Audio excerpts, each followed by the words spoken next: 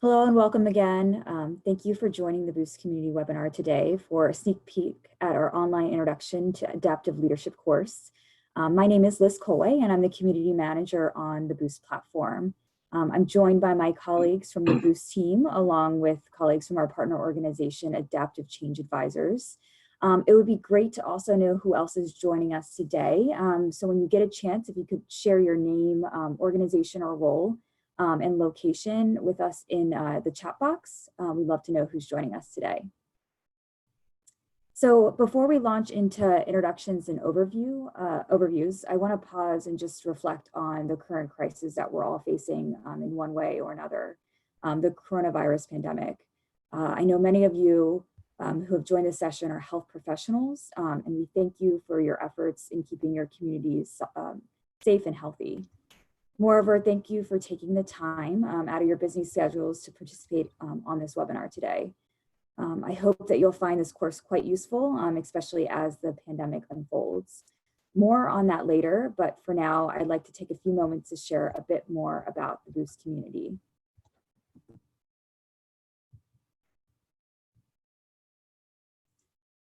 So Boost is an initiative of the Sabin Vaccine Institute. It's a nonprofit global health organization based out of Washington, D.C. Sabin's mission is to make vaccines more accessible, enable innovation, and expand immunization across the globe. Currently, Sabin has global programs around typhoid, influenza, Ebola, vaccine acceptance, and empowering immunization professionals. So the Boost community speaks directly to that last point.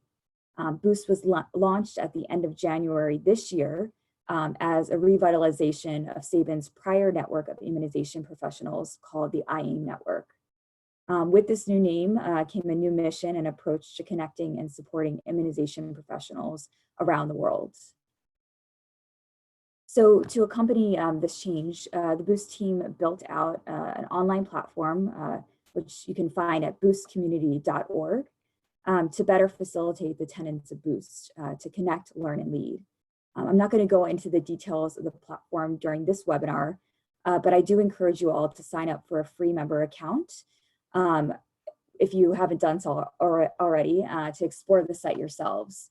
We have some resources on the site, such as a brief orientation webinar, which will help you walk through the platform and its features.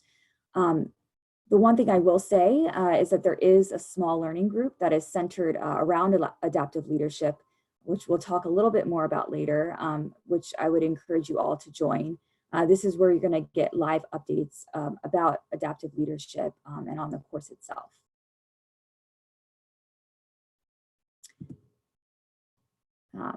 So with that, I'd like to hand things over to Eric Martin, who will be leading us through the rest of the webinar. Eric is the Managing Director at Adaptive Change Advisors. ACA's mission to democratize leadership draws on Eric's work with Harvard faculty to bring adaptive leadership into widespread application worldwide. He's a Detroit native turned prominent leadership expert. Eric has brought development to over 300,000 people in 146 countries. The Boost team has had the pleasure of working with Eric and his team for the last several months to develop adaptive leadership workshops and content for our Boost members. So thank you for joining us today, Eric, and please do take it away. Oh, it's my pleasure, Liz. Thank you so much. So we'll just do a quick round of introductions here. I see that there's some names coming on the Zoom chat, so please continue to share your names and where you're located and what you do as we speak. So as Liz mentioned, I am Eric Martin with Adaptive Change Advisors. I'll say a little bit more about Adaptive Change Advisors in a second, as well as a little bit more about myself. But before I do, I want to mention two other people on our team here who will be with you during this this journey, both during the course and Zach here today. So the first I'll mention is the gentleman far on the right of this slide, who goes by the name NQO Nolovu. And Ngo is based in Kampala right now, but he is originally from Zimbabwe, and he will be part of our journey in this online course. He couldn't make it today, unfortunately, for travel reasons. My other colleague on the call today is Zach Wiseman. So Zach, why don't you say a bit about yourself? Hi, everyone. Yeah, pleasure to connect. Zach Wiseman, Director of Engagement for Adaptive Change Advisors. Yeah, I've been working closely with Eric Martin over the last couple of years and really excited to build relationships with more of you and see a lot of you digitally and in the Boost platform. So really looking forward to working together. Great. So why don't we go to the next slide? Excellent. So just very briefly about us, and I share this only so you have a sense of who you're talking to, and what we're about, and what are the values and beliefs and principles that really motivate us in the morning, wake up and do the work that we do, and in particular to be here with you today and during the length of the online Adaptive Leadership online course. So our mission here is to what we call democratize leadership. And simply put, that's about putting leadership tools that drive change into the hands of anyone who's driving positive outcomes for people, for the planet, for communities. And you'll see on those little 4 circles there some of the core beliefs and principles that drive our work. I'll just pick up on 2 of those for the sake of time.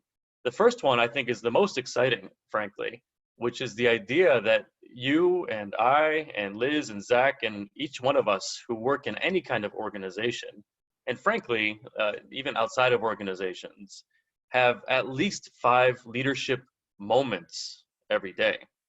So what really excites us is really the question of, would you recognize a leadership moment when it came your way, and would you know what to do when you did? And so we're committed to helping you and others be successful in those moments. And the second thing I want to mention here on this core belief slide is that it's about you. You matter most. And you'll see this, I think, come through in how we talk about the course today, how we engage. But this is not about ideas and concepts and tools and techniques. And I mean, all that stuff is really important too. But at the end of the day, it's about you. And I sincerely mean that. If you don't come through this course changed in some way, even transformed in some way, then I'll feel like we have not done our job. So there'll be plenty of ideas and tools and activities and all that, but really this is about you and about people, because at the end of the day, leadership is about people. So I'll leave this at that and move on to the next slide, which is a poll. So we want to start early on and engage you in this conversation. And so the question here is, do you consider yourself a leader? So if you can, just take a minute, and you should see a poll question box appear as a pop-up on your screen, assuming that you're on a screen. If you're not on a screen, maybe you could just, I don't know if it's possible to chat from a phone, but answer the question, do you consider yourself a leader? Yes, no, or unsure. And there's no right or wrong answer here, I assure you. Liz, do we happen to know how many people are on by phone?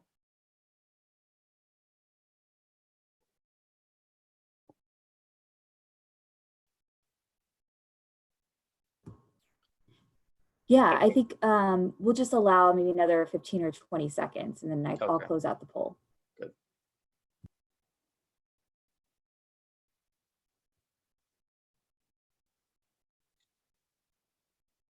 Okay. So I'm going to assume that the polling function, oh, actually it is working.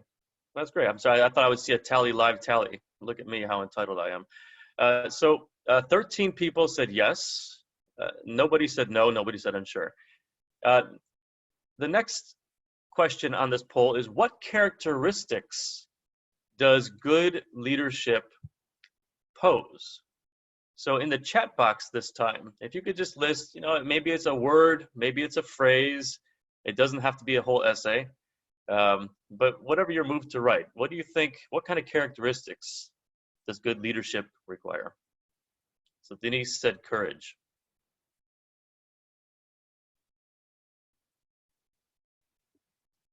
And humility. Empathy. Liz said empathy. Leah, listening.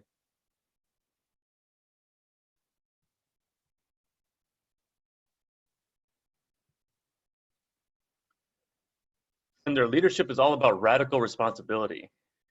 I love that word, radical. Vision. Facilitator from George. Walter, thank you. Collaboration and partnership. We'll talk a lot about that in this course.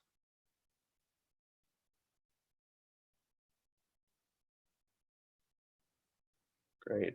Good. Thank you, Sarah.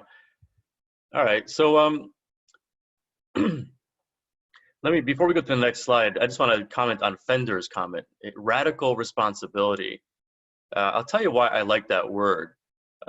And some of you may know this already, but the word radical, the rad, part of radical, actually is the same word that, it's the same root of a word for the word root. So, the roots, of a tree, roots of a plant in the ground, roots of fungus, even this idea of root is core. And I bring that up here because one of the aims and hopes of Boost and of this particular adaptive leadership course is both to get to the root causes, the root issues, but also root in the sense of on the ground. People who are doing the work of immunization and vaccination every day. This kind of grassroots notion really does form a core part of what we think is possible by coming together as a community. So I just wanted to comment on that, Fender, since you put that out there. I wasn't going to say that, but I do think it's important. So let's turn to the next slide. And this is our definition of leadership. And I'll hold this as a working definition that we can explore, interrogate, push back on, redefine in different ways. So our definition of leadership, and in particular adaptive leadership, is mobilizing people to tackle challenges that have no known or easy answers. Mobilizing people to tackle challenges that have no known or easy answers. So this will be our working definition of leadership for the next few weeks as we engage in this course. And I just want to say something very briefly about that. Related to the coronavirus, related to COVID-19, as Liz alluded to earlier on. And we're not going to have a full conversation about this now, although I would more than welcome a conversation about it during the course and in the chats on the Boost platform. But if you think about COVID-19 and ask yourself, so what is the challenge right now? And in particular, are there any challenges that don't have known or easy answers? So I think about things like rubber gloves. That's a known answer. It's not always easy nowadays, at least here in the United States, where rubber gloves are in short supply. But that's the kind of challenge that maybe we know how to address, how to buy rubber gloves. We think about maybe some of the social determinants of COVID-19 right now. That takes us maybe a little bit more into leadership territory. So again, we're not going to get into a full conversation, but a lot of what's happening now, we might say, isn't just solvable through policy and frankly, more money or rubber gloves. There's another component about how we engage with each other and how we hold each other during a period of uncertainty and perhaps for an extended period of time. So I know not everyone is touched by this virus in the same way in different countries, but I do want to mention it here since it is something that, of course, is in the air. So with that, let me move on to one of the ideas from adaptive leadership that we'll talk about in the first module. So if we can advance to the next slide, Liz. This is the notion of what we call getting on the balcony. And getting on the balcony is just a metaphor for getting perspective in the midst of action, for taking a step back and seeing the whole picture, particularly in times of ambiguity, uncertainty, and perhaps a little bit of anxiety. So getting on the balcony could mean, well, it could mean literally getting on the balcony, but more often than not, it means taking some time out of your day-to-day schedule to think and to just be, frankly. One of my favorite phrases that somebody said to me some time ago, they said, Eric, we're human beings, not human doings. And yet we spend so much of our time doing, and all that pressure that we get on the dance floor. That's the metaphor here, that you have a dance floor where all the activities happening, and dances are fun. I love to dance myself. If we had another impromptu poll here, I would ask who here likes to dance, but maybe we'll do that at another time. So the idea of the balcony and the dance floor is something we'll come back to, and we'll use this metaphor to help ease into some of the other ideas in this course. So I wanted to lay that out now, both to let you know this is coming as the first module, but also this course, if you take the time for it, is about getting on the balcony for you. So while you may not have the opportunity to do a staff retreat or to take a long vacation, and it often may feel like you can't even take 5 minutes in the morning at the beginning of your day, although I assure you probably can. This course is an opportunity for you to get on the balcony, to look at your work, to look at the leadership moments that you face, and to do that not just alone, but to do that in community with other people on this call, with others who will be joining the course, and of course, with us here at Boost and ACA. So let's go to the next slide.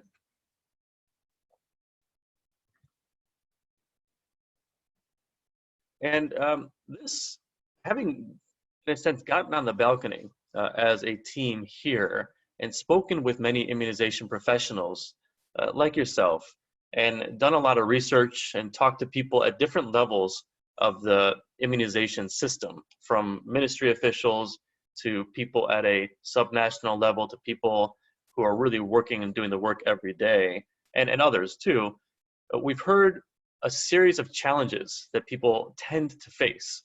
And we just want to get a sense from you all on this call. What are the challenges that you face as you think about your ambition, your struggle to meet coverage and uptake goals? So here are some examples we've heard quite often from people: staff turnover, ineffective supervision, the complexity of political systems, and complexity is probably a very kind, benign word to describe political systems these days. So what we want to do now is just take another quick poll and hear what are the kinds of challenges that you're facing in your work. We've listed 7 of them here.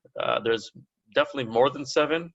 And if you want to add some that aren't on this poll, please feel free to chat them on the webinar. But if you could just take a moment here and check all that apply here. Thank you, Aniket. Reluctance to accept poor coverage data. Wow, that's a great adaptive challenge. I think we could talk about that one later on.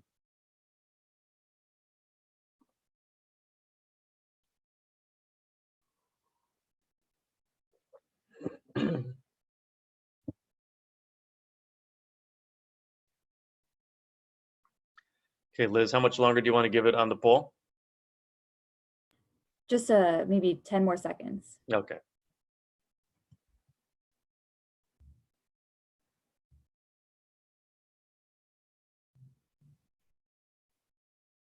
Okay.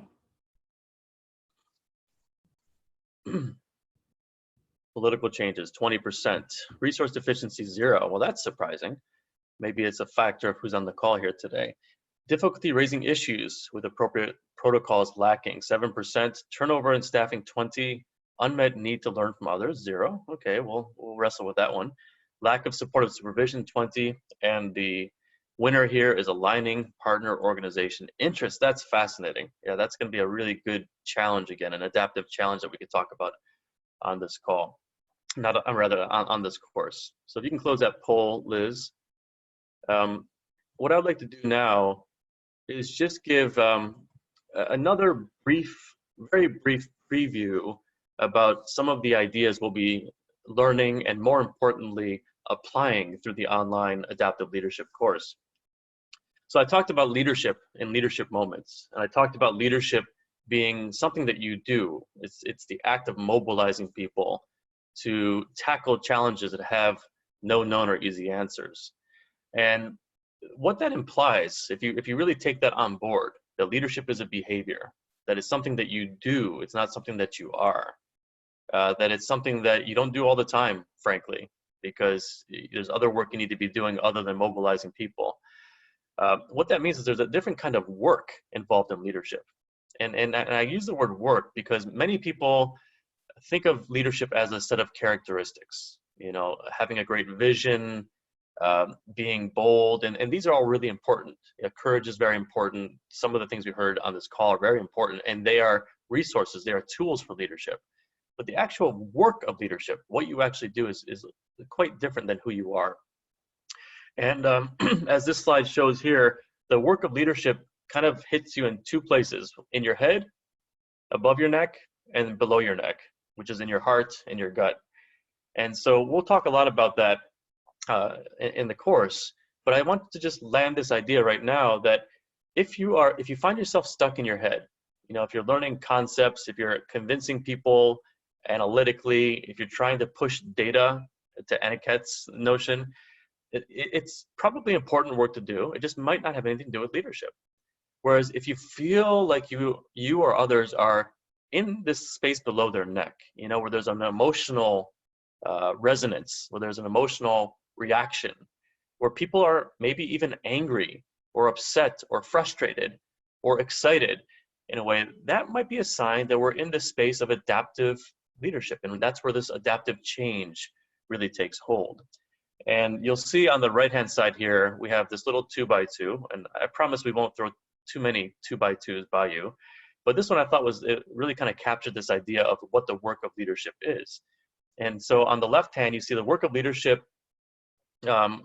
is very different than the work of, say, authority.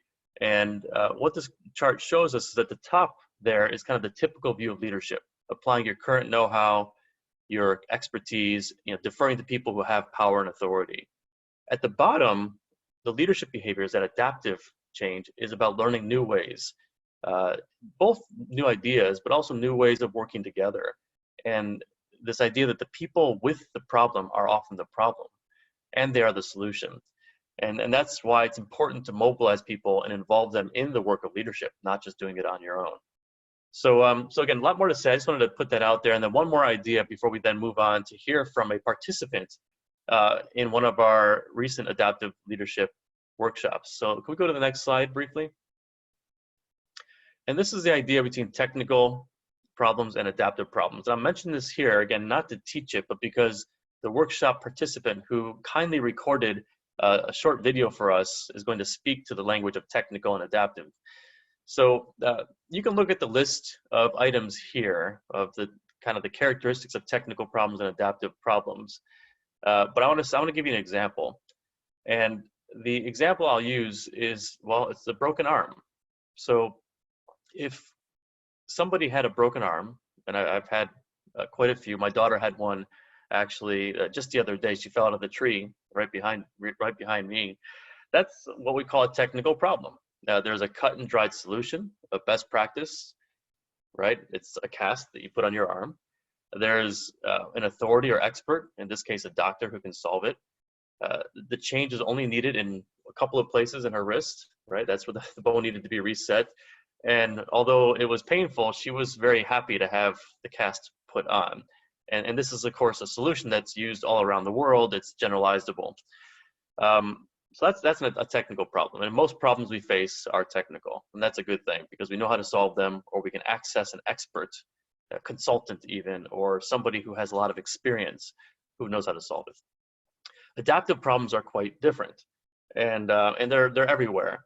So in that particular case, well, I guess the big question was, why was it that my daughter was climbing 15 feet in the air on a tree at a somewhat young age? So, perhaps how we parent her, perhaps our value system about the freedom of children being able to play versus being watched over by their parents is part of the problem as well. And I'm not saying that's a bad thing, but the point is that a doctor can't solve that problem, right? An expert can't solve that problem. There's no known protocol for changing Eric as a father, at least not one that I've come across yet. So this is a very simple example. And you can, again, think about COVID-19, think about coronavirus. What's the technical work, the technical problems that we know how to solve?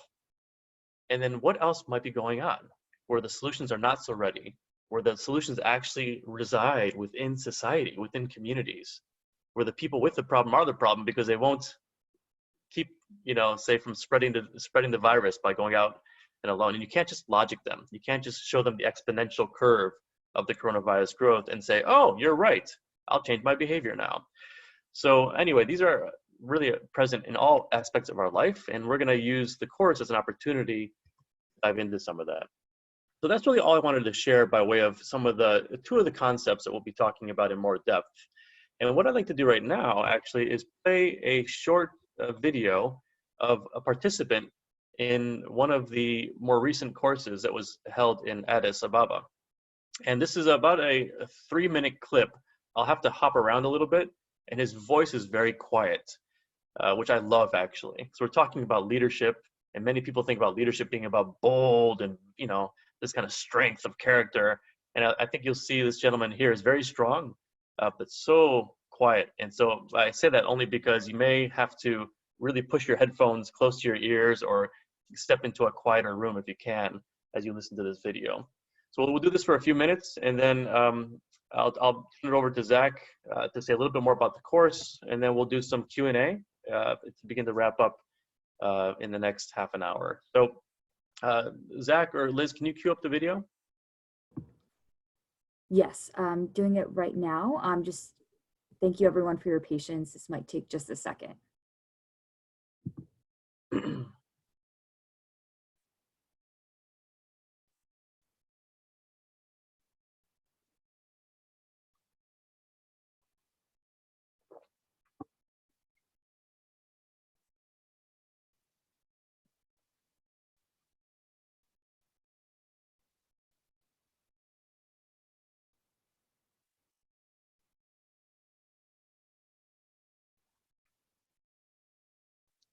Jen, I saw your note about only selecting one option on the poll. We'll take note of that for future webinars. Thank you.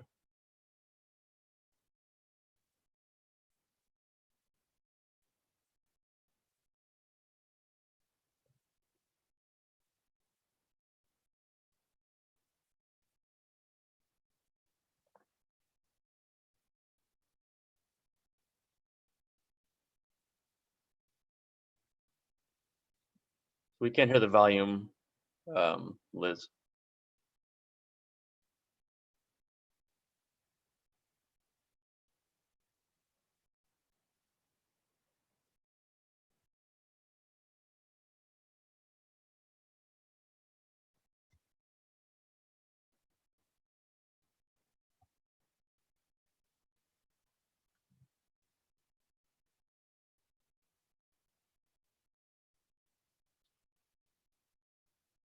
Okay, so it looks like that's not working. Zach, can you hear me? I can, yes. Okay. So Liz, I think we should skip the video just for the sake of not having to troubleshoot here on the call. Can you hear us, Liz? I have a feeling she can hear the volume on her part. Sorry, I think we're having some issues with the audio. I'm trying to, can you hear anything at all? No, we can see his lovely face, but we can't hear his voice.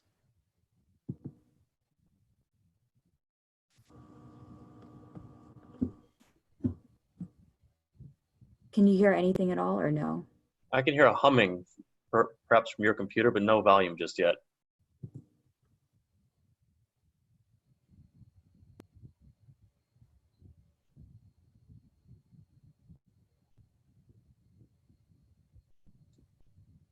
So Liz, let me suggest that we move on, and if you're able to queue it up before the end of the call, perhaps we can have another look.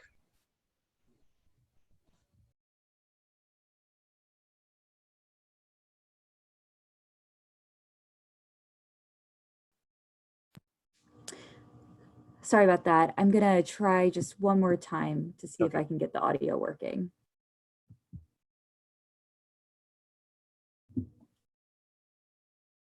No luck yet.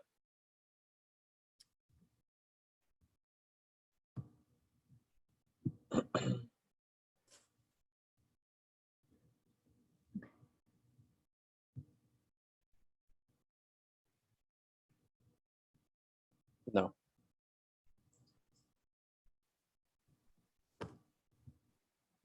Eric, should we try from my computer, or would you prefer to just skip? Let's give it one quick shot, Zach, if you can do it in less than 30 seconds. Not to put any pressure, performance pressure on you here, but we can move on. I think we can send the video out afterward to people as well. I do think it's worth listening to, and he took the time to make it for everyone as well, so I would like to honor that. Let's see if everyone can hear, and maybe we. Liz, as a panelist, can I share my screen? Yes, you should be able to. Okay, let's see if this works.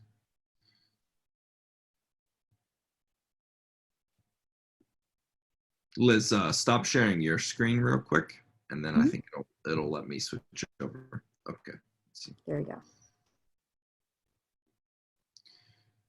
Let's see if we can. Let me know if there's audio here. My name is Charles Daniel Apollo. I am the EPR training coordinator for the Republic of South Sudan. I'm glad to be here and participate in this session and participate on this very important. And there are a few scenes we wanted to jump around to. Here's some of his segments. Let's go here. The truth of the matter is, when we are presented with a challenge, many times we rush to solutions that are technical, that are not real solutions. But when we face a challenge, the first thing that we always think of is we need to get a consultant, we need to look for experts. That's not true. What excites me about this thing is the fact that you can still solve problems or challenges that don't have a clear solutions with adaptive education. And then one more scene we wanted to jump here. And before you play that, Zach, I want to just give a little more context. So, what this gentleman is saying, he talked about, if you couldn't hear, he talked about what excites him about adaptive leadership is navigating uncertainty and ambiguity. And then he talked also about the idea that we can do this, that oftentimes when we're faced with a challenge, our first thing is to go look for the consultants or look for the expats, and that we can do this ourselves, which I think is a really powerful message. He wasn't prompted to say that, by the way. That was really coming from his own experience. And what he's going to share now is about a 2-minute segment of an example that he faced of an adaptive challenge and how he handled it. And I think it's a good example. So if you can just listen in, I know the audio is not great, but I do think it's worth listening to for a couple minutes here.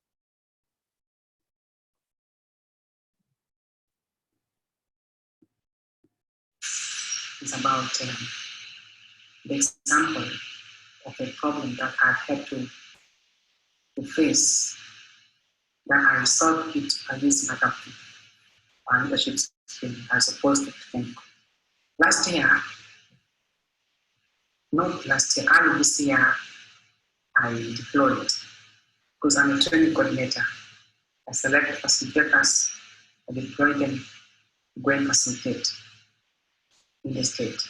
So these facilitators, according to government proposal, they invited for the facilitation by facilitator is $75.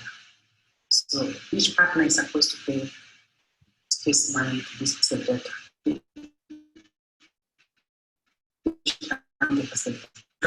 So at the end of the day, the facilitators are supposed to be given the 75 times 5 at the end of the day. But this particular partner did not pay the facilitators that I had selected and deployed.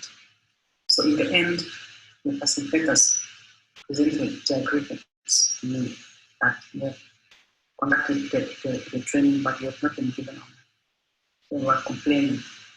So it was challenging for me, but I was able, with the help of others already, in consultation, so I was able to take up the situation and ensure that the money was paid without losing the temper, so without even spoiling our relationship with the partners. So I had to the key people in the management. It was challenging, but I was able to overcome it. That is an example of how I solved a problem that did not have a solution in the adaptive leadership community. Good. Excellent. Good. Can you hear me again, Zach? Yeah, thanks for that. Mhm. So just in case you couldn't hear it, very briefly, what he talked about was facing a challenge where he and his facilitators that he coordinates were not reimbursed for some work that they had performed. And by using some adaptive leadership skills, working with partners, he was able to not just get reimbursed, which is not insignificant, of course, but he was also able to maintain the relationship with these, with the resource providers, which of course is very important as well, without losing his integrity, without losing his position. So that's what he said. And I want to just segue quickly now to the course design. So if we can go put the slide back on, say a little bit about that, and then we'll turn to Zach briefly for a little bit more course overview, and then we'll do some Q&A. So Liz, can you pop that slide, the PowerPoint back on?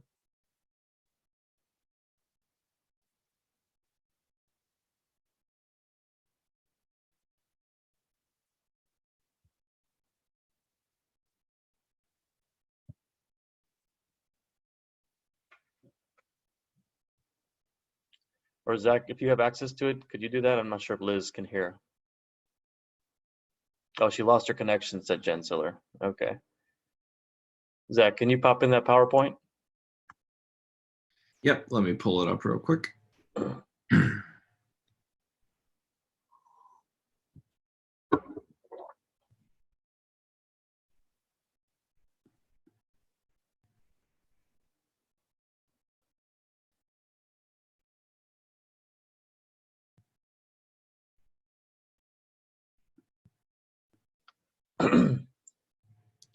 So I think Liz is sharing, right? So there we okay, go. great. Let's- So very quickly, I'm not going to go over all the text on this slide.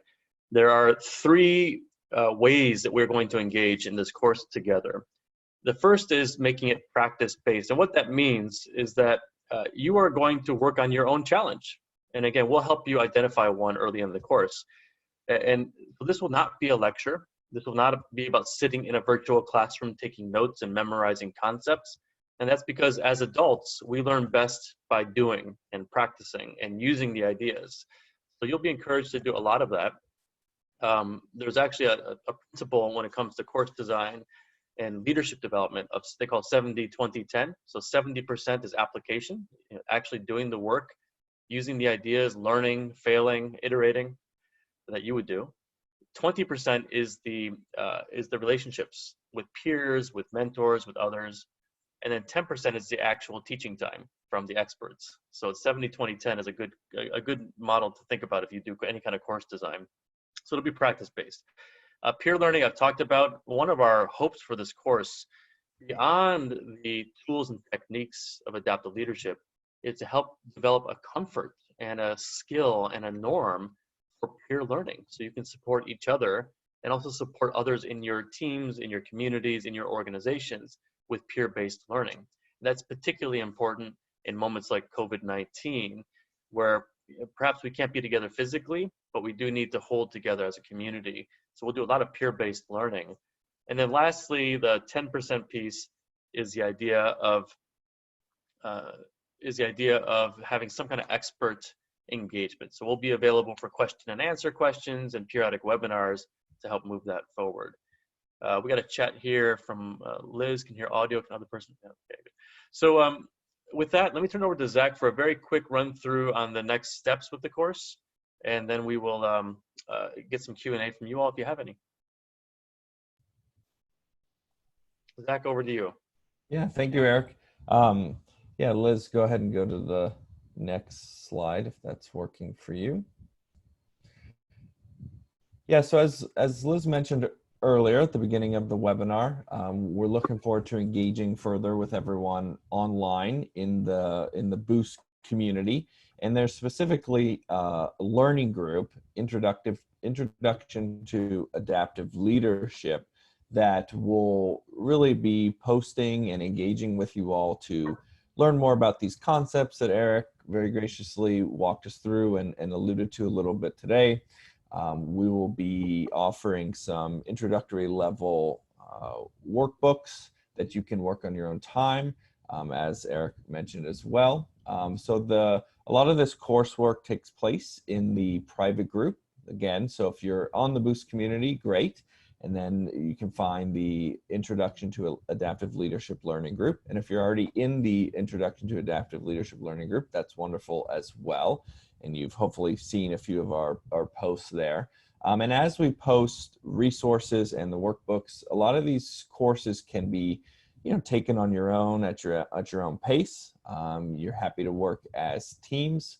And really over the next 4 weeks, some rough estimates is if you can work about 2 hours or so a week to complete a lot of this coursework and participate in online discussions, that'd be wonderful. And again, due to time zone differences and everything, of course, whenever's convenient, then you will need access to the internet for the platform and content, but you can download the content and a lot of the workbooks as a PDF, and there are blank spaces to complete on your own.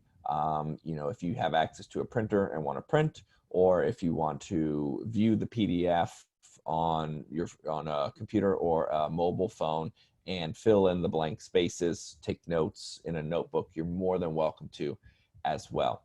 And I think the thing we're really looking forward to is questions and context and anything in the learning group that you want to share, feel free to. And we're looking forward to engaging further with you there. And stay tuned for updates on when we'll be posting modules and additional content. So thank you.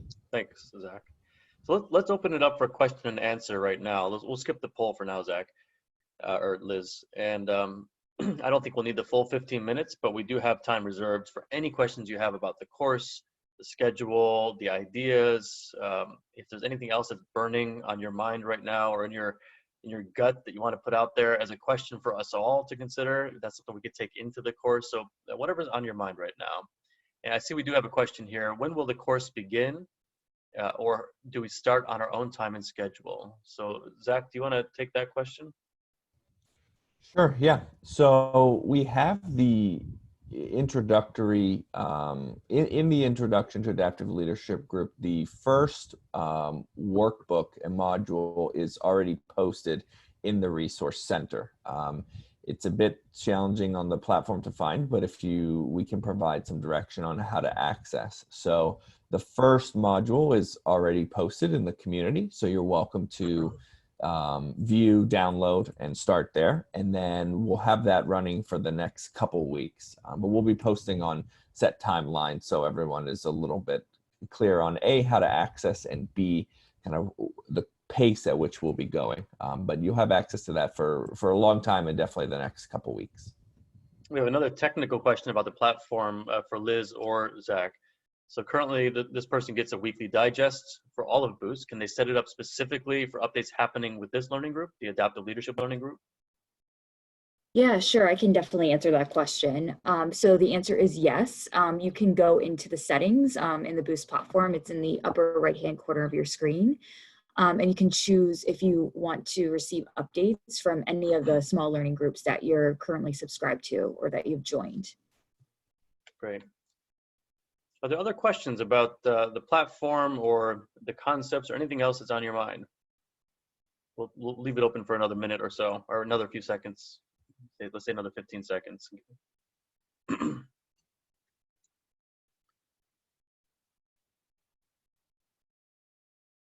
Okay. So if other questions pop up, we can answer them. Let's just do maybe a quick poll on the adaptive leadership question, Liz, and these are maybe some of the some examples of things you might be able to take away from the course as you get more involved in it. And we just want to hear which one of these things resonates with you. What might excite you in terms of your takeaways for the course and learning adaptive leadership in particular. This is not an exhaustive list. There's other things as well that you'll take away. But of these four, And maybe this is you can only select one, I'm not sure, but if you can select multiple, that's okay as well. What interests you most about adaptive leadership? The ability to solve complex problems, developing your career, learning more about leadership in general, or dealing and addressing with frustrations within your current work environment? Let's just take 15 seconds or so to hear where you are on that, and I'll offer a brief closing and then turn it back over to Liz to wrap up.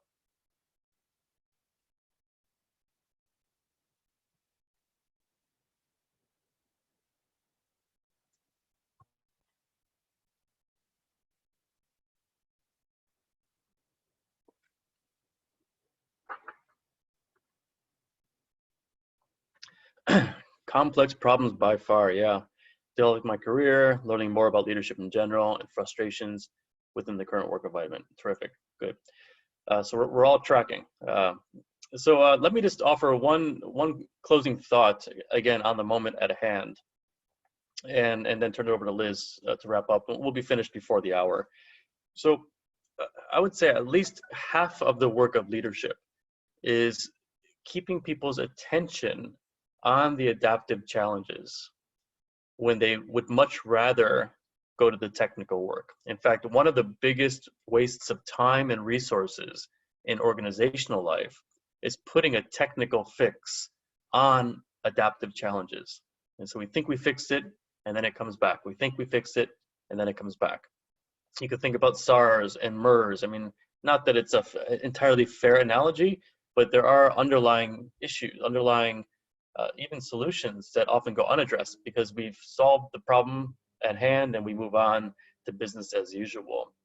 So I want to share my thoughts on some of this with you all, not as an expert at all in COVID-19, but as someone who thinks about leadership a lot. And that is this, as we necessarily take precautions and protect ourselves and our communities from this virus, one thing that I'm quite concerned about is that we don't isolate ourselves too much. You can imagine a world, not that I want to, you can imagine a world where we are in social distancing, social isolation for more increased stretches of time as the virus and things like this come and go.